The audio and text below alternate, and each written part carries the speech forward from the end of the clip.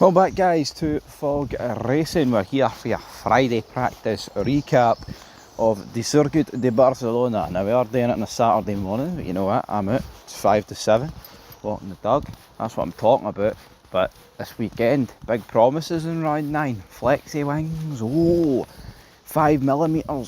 hoovered off the 15, back to 10. And then there's also another one where it went from 5mm to 3mm, so you know, a big change of 2. But you know, if you're good with maths or you've actually got an IQ more than 3, you'd be able to work out that, you know what, yeah, 5mm doesn't sound like a lot, but if you're taking 5 off of 15, then you're probably doing a pretty good job there, and it will make a decent difference. Even making 5 go to 3, you know what I mean? But F1 cars, they're magnificent beasts and all that malarkey, and the problem is, after these 2 practice sessions, there appears to be no change whatsoever, right? And that is a problem. I mean, there's no two ways about it. Early on in practice 1, you know, you had Alonso up with them and it was like, oh, has this helped Aston Martin? But it doesn't look like it's helped Aston Martin, to be brutally honest. So whatever happened there. But speaking of free practice 1, you know, you've got Piastri leading Max Verstappen. Leclerc was up there. I mean, does it look to the naked eye like anything has really happened? Not really.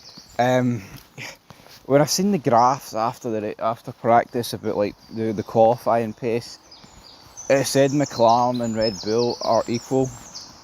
But then, I mean, how much do you really read into that? Because Max has the most poles, but it's like, it's not Yuki Tsunoda's got a chance. You know what I mean? He's not got a chance of pole position. Complaining about the tyres sliding, so is Lewis Hamilton.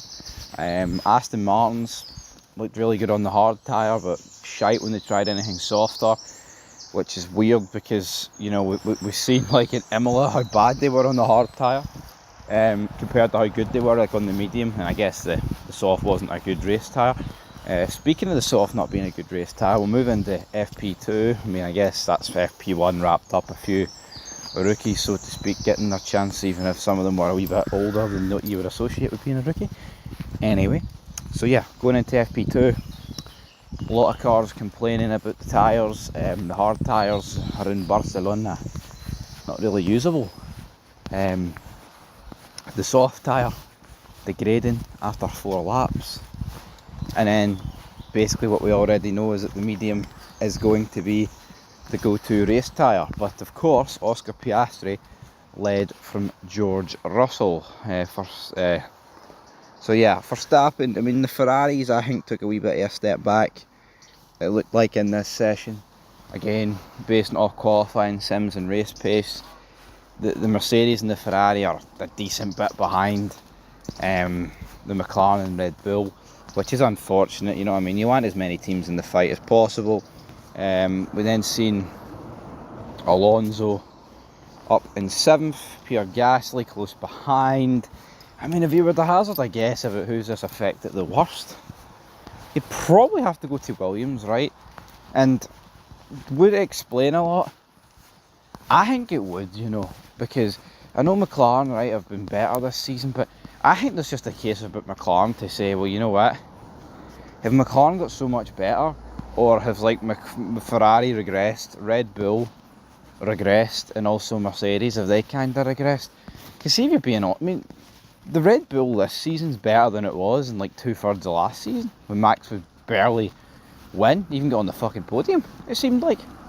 You know what I mean? Unless it was like a wet weather affected race. Ferrari, for me, is the team that's, you know, massively dropped the ball in that respect.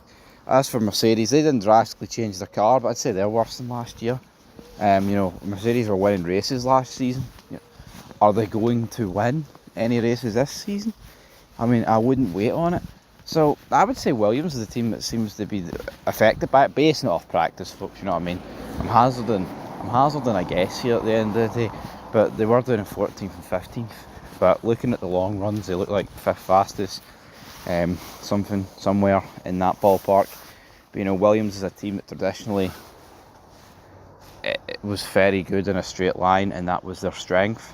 So it wouldn't surprise me if their strength was, you know, based off these flexi wings, which helps you in straight lines and it also helps you through the corners. But yeah, maybe I could be wrong, but one thing's for sure, after third practice and after 3 qualifying sessions a day, we'll have a rough order and we'll know what's happening. To make predictions, I mean, I wouldn't be surprised if Max took pole. I wouldn't be surprised if George Russell took pole, but I feel like that's most Grand Prix weekends this season, you know what I mean? You wouldn't be surprised these guys taking it, so we'll have to wait and see. Anyway guys, leave your thoughts down below. Till next time, peace.